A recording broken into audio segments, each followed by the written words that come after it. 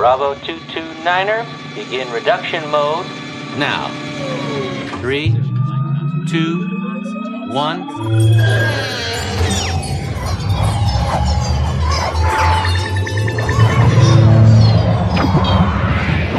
This is Body Wars, the animated history.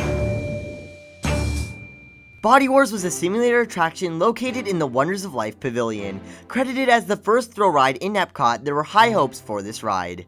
Body Wars is the second attraction to use Disney's Atlas technology, behind Disneyland's version of Star Tours. The opening of Body Wars was shortly followed by the opening of Star Tours in Disney's MGM Studios. All three of these rides opened in the exact same year, 1989. Disney's Atlas technology provided a new platform in which to provide entertainment while controlling crowds like never before.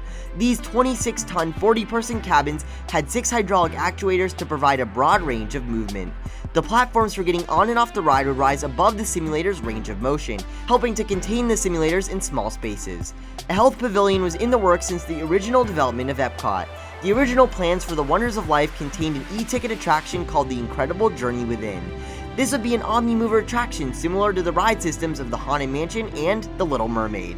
The concept was you'd been shrunk down to the size of a cell and you would explore the human body systems. There would be enormous animatronics to depict organs such as a beating heart. The worry here is being able to keep these enormous animatronics functioning. This concern would be proven accurate many years later with Expedition Everest Yeti, which is broken and is so big it would require an extensive long ride closure to fix. The pavilion was unable to find a sponsor in time for the opening of Epcot, so the project was put on hold. In the redevelopment of the Wonders of Life Pavilion concept years later, the emergence of the Atlas technology provided a way to give this human body tour with a simple film. MetLife signed on to sponsor the Wonders of Life. Body Wars opened with the rest of the pavilion on October 19th, 1989. Body Wars became a very popular Epcot attraction, with wait times almost always over an hour, given that it was the only thrill ride at Epcot and had received enormous hype given the quick success of Star Tours in Disneyland. The ride did not have the same charm as Star Tours, without a huge identifiable universe to build a story around, and the fact that surging through the human body made many guests nauseous. Body Wars is considered the most hardcore of any Disney simulator rides, with more significant drops and shakes. The hard turns and drops mixed with the idea of going through the human body gave this ride the nickname the Vomitorium. Similar to Mission Space in this way, just because motion sickness is common on this ride doesn't mean it isn't a good show or concept. Many guests found the story to be quite captivating, and the idea of partaking on a mission in the MET labs is quite cool. The ride quickly lowered in popularity in the late 1990s, with MetLife dropping their sponsorship of the pavilion in 2001, right around the time when Imagineering would start working on an update of the pavilion. The pavilion went seasonal in 2004, used when crowds were large, and permanently closed in 2007.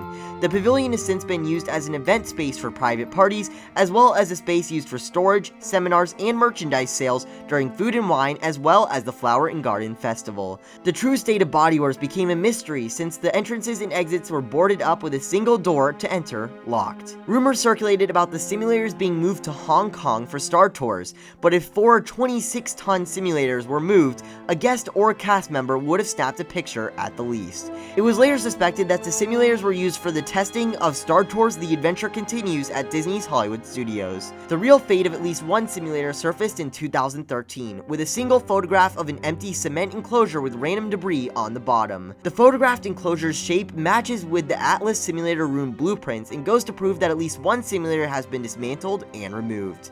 The most realistic possibility of how the simulators have been used is as replacement parts for other Atlas simulators at Disney parks worldwide. So what is the future of Body Wars in the Wonders of Life Pavilion? Hopefully we'll find out soon enough. You have power! We're beaming you out!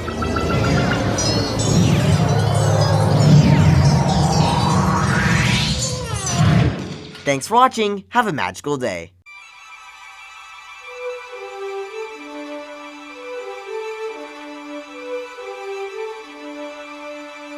Thank you.